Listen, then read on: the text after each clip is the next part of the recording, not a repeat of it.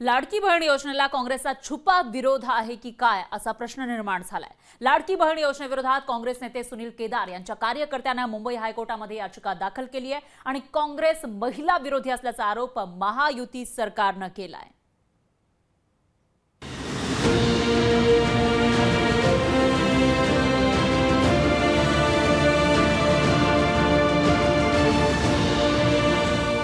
लाडकी बहीण योजनेला काँग्रेसचा विरोध, सुनील केदार समर्थकाची योजनेविरोधात याचिका। याचिकेच्या मुद्द्यावर काँग्रेसची हाताची घडी तोंडावर बोट।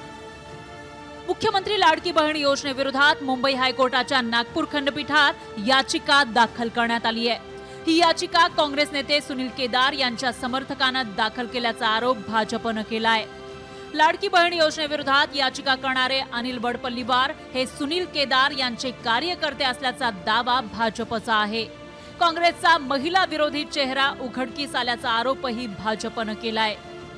काँग्रेसचा खरा महिला विरोधी चेहरा काय ते पाहूया आणि त्याच्यासाठी त्यांचा महिला विरोधी बुरखा सुद्धा फाडूया। काँग्रेसचे नेते सुनील केदार यांचा कट्टर कार्यकर्ता असलेला अनिल वडपल्लीवार याने एक उचापत करून ठेवली आहे। आपल्या लाडक्या बहीण योजनेच्या विरोधात हे महाशय उच्च न्यायालयात याचिका यांनी दाखल केली आहे। शिवसेनेनेही काँग्रेसवर बेगडीपणाचा आरोप केलाय। या याचिकेच्या निमित्तानं काँग्रेसचा खरा चेहरा समोर आल्याचं शिवसेनेनं म्हटलंय।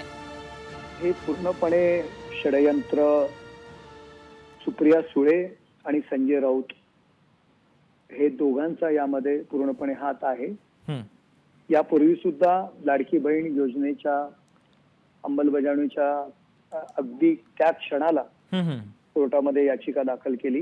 आता पुन्हा ते याचिका दाखल करतायत। करोडो महिला यांना या योजनेचा फायदा मिळतोय, परंतु तिचं यश पाहिल्यानंतर त्यांच्या पायाखालची वाळू सरकलेली आहे। आपण पाहताय महिला व बालविकास मंत्री आदिती तटकरेंनीही काँग्रेसवर टीकास्त्र सोडलंय। सुरुवातीपासूनच जेव्हापासून अर्थसंकल्पामध्ये अजितदादांनी योजना घोषित केलेली आहे त्या दिवसापासूनच विरोधकांनी विनाकारण या योजनेवर टीका केलेली आहे आणि आता सध्याच्या या दीड महिन्याच्या कालावधीमध्ये या योजनेअंतर्गत मिळालेला प्रतिसाद आहे हे बघून कुठे ना कुठेतरी त्यांना खटकते। लोकशाही मराठीनं सुनील केदार यांची प्रतिक्रिया जाणून घेण्यासाठी त्यांना फोन केला। त्यांनी या प्रकरणी कॅमेऱ्यावर काहीही बोलण्यास नकार दिला।